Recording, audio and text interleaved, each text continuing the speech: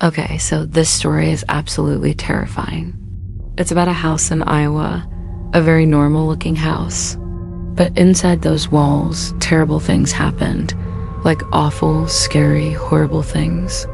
Things that make my skin crawl just thinking about them. And I have a feeling you're going to feel the same way by the end of this video. Because let me tell you about what happened in that house and why I wish I'd never gone there. It's a small white farmhouse in Villisca, Iowa. Looks ordinary, quiet, almost peaceful. But in June of 1912, it became a place of horror. Because one night someone murdered 8 people there, brutally chopped them to death while they slept. And then after they were dead, they did something truly sick. So it's just a piece of history, right? Yeah, just an old story. Well, actually, no. Actually, because the person or persons responsible for those murders was never caught, there are no answers. And when you head to the house today, you can stay there. And if you do, you might just find out why. Now, I didn't go there because I'm into ghost hunting or anything like that. Actually, I didn't believe in ghosts. Not really. Sure, I liked a good horror story like anyone else.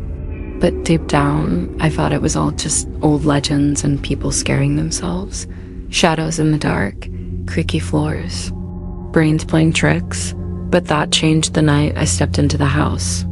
To be honest, I headed there on a whim. It was during a road trip through Iowa. We were driving back from Chicago and we decided to take the long way.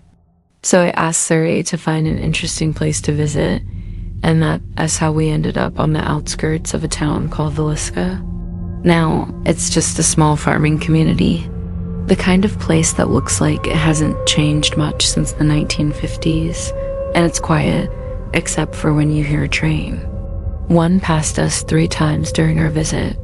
We walked around a few minutes, and then we found it, the house. I didn't expect it to be so well preserved. It still stands on that same patch of land. It looks pretty much the same. There's a bit of a porch on the front with a red umbrella hanging down. 2 rocking chairs sit there, as if waiting for 2 people to fill them. And we almost did. My boyfriend and I sat on that porch, talked to the owner of the house, and learned all about what happened inside. Of course, I knew some of the story already, but I didn't know all the details.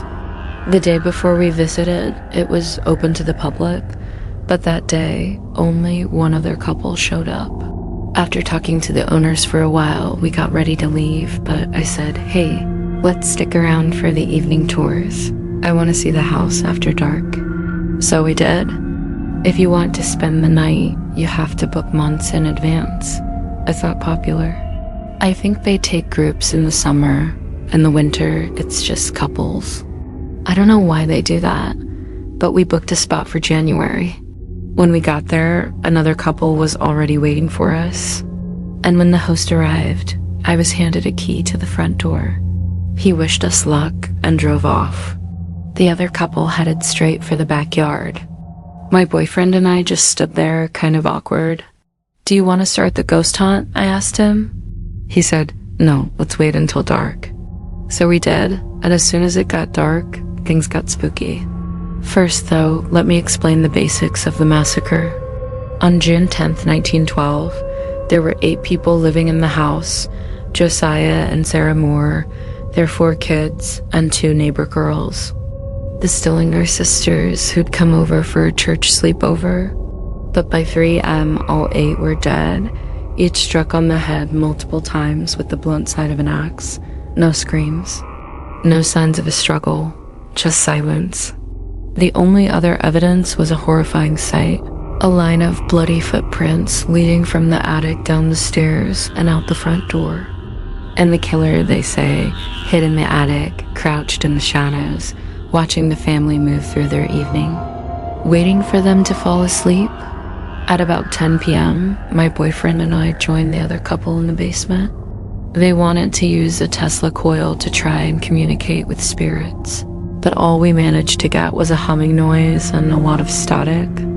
We headed upstairs and explored the children's room, the kitchen, the dining room. Everything was freezing cold, damp, like the house itself was breathing.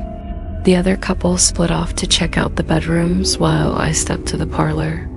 I was sitting in one of the chairs, reading by flashlight, when I heard it. Someone was walking directly above us, slow, heavy, deliberate footsteps. I jumped up and stared at the ceiling. It sounded like someone was walking through the children's room, but there was no one up there. Of course, I told the others, and they came running. We listened, and sure enough, more footsteps, this time near the master bedroom. We checked to make sure the windows were closed, then we waited some more. At 1:45 a.m. it started again. Only now they were right outside the door. I swear I felt the floor vibrate. We crowded around the door, listening. And then it stopped. My phone suddenly died. It was full battery before, but now nothing. So we tried my boyfriend's phone, and then my flashlight flickered, and I knew something wasn't right. Very wrong. The other couple started screaming and crying, so I grabbed them and said, "Let's get out of here." I led them down the creaking stairs, out the front door, across the yard, and to my car. I told them to hide in the back seat while I looked around. Nothing. Just a field, corn stalks swaying in the breeze, and a gravel road. Once they were in the car, we drove to the nearest hotel and stayed up all night talking. The next morning, I couldn't bring myself to go back. The sun was shining, birds were tweeting. It was a beautiful day, which made it even creepier. That night, I dreamed of that house and the face that stared back at me from the closet mirror. A week later, I searched the case again, looking through old photos. I stopped cold when I found one of the Stillinger sisters, the youngest. Her name was Catherine. Her face, it was her. That's who I saw in the mirror. I don't know what I believe anymore. Maybe the trauma of the place left some kind of stain. Or maybe, just maybe, that house still holds something. Something that watched me walk in. Something that wanted me to stay. I've never been back. But sometimes I dream of that mirror, of that face, and of the axe.